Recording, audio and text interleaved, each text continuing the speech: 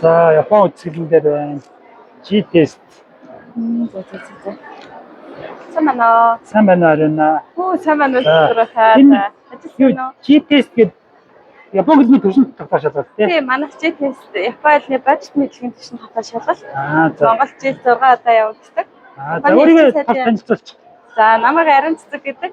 Би G-test Mongolia Arts-ыг төлөөлөд одоо хүртэл ажилласан. 2009 он G-test шалгалт маань Монголд орж ирээд өнөөдрийн хүртэл 15 жилийн турш хэрэгжсэн байна. Нийтдээ 92 удаагийн шалгалт амжилттай зохион байгуулагдчихжээ. Жил хэд удаа авах вэ? Жилдээ 6 удаа авах. Сандгаас хараад. 1 3 5 гэдэг дандаа сандгаас хараад хэрэгжиж байгаа.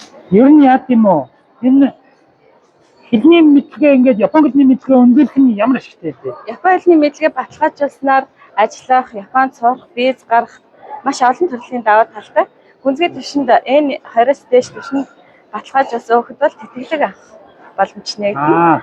Монголд бас бизнесийн харилцаанд оролцож байгаа хүмүүс манай AC level-ийн бизнесийн Япон хэлээр өөрийгөө баталгаажуулах юм бол одоо Япон болон Монголын компанид ажиллах баталгаатай системтэй. Тийм нөгөө бүр сайн сурсан хүн ч гэсэн бас энэ цаасаа авчих зүгээр юм тийм. Энэ нэгээс доош FG level-ээс эхлээд AC-гээ бизнесийн Япон хэл хүртэл маш өргөн хүрээтэй олон төрлийн төвшөнтэй. Ер нь юу штэ Япон хэл Монгол хэдэн хүн үздэг гэж тав байд юм бэ? Ер нь ойролцоо хэдэн тав байд?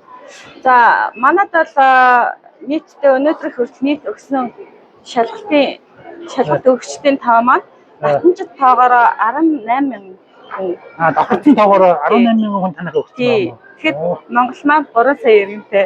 Тийм ээ. Яагаад Япон хэл Монголд ийм их өргөн гэж бодож байна? Монголчууд ер нь нийтээрээ Япон хэлийг сонирхдаг. Бас гадаад харилцааны гурвдагч. Бизнесийн төлөвлөлөөр учраас. Тийм байна. Япон хэл ер нь их өргөн байт юм байна тийм байна. Одоо ерөнхийдөө бол Япон хэл үзэгчдийн тав маш их болсон.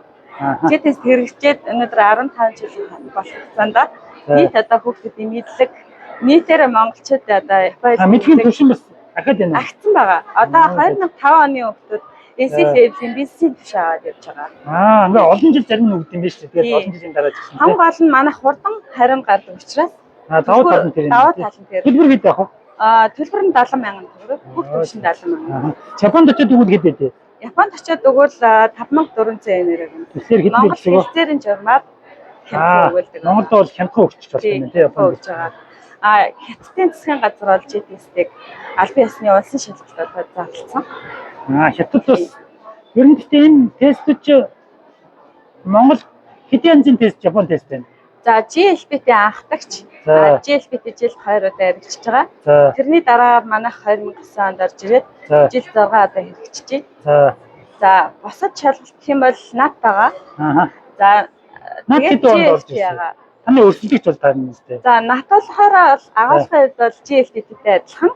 G-test болохоор GCA буюу одоо бодит мэдлэгийг арай өөр нийгмийн одоо амьд хэллэгээс одоо үг оруулах. Дижиталнаас илүү яг амьд харилцаанд хэрэглэдэг хэл гэсэн утгаараа болох юм тийм. Тий, одоо зөвхөн номны одоо хаан зөв хэллэг нь шүү дээ. Жишээлбэл сүүлийн үеийн коронагийн тухай текстэн дээр гарч ирэх жишээний энэгээр маш даваа талтай.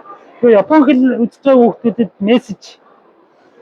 За ер нь одоо өнөөдрийг хүртэл харж байхад 23 дугаар сургуулийн супер ангид орох гэж байгаа хүүхдүүдээс эхлээд манай одоо 15 настай гэсэн үг шүү дээ. 15 настай шалгалт өгөгчдөөс эхлээд Японд 10 жил болсон хүүхдэрээ G-test-ийг өгж байна.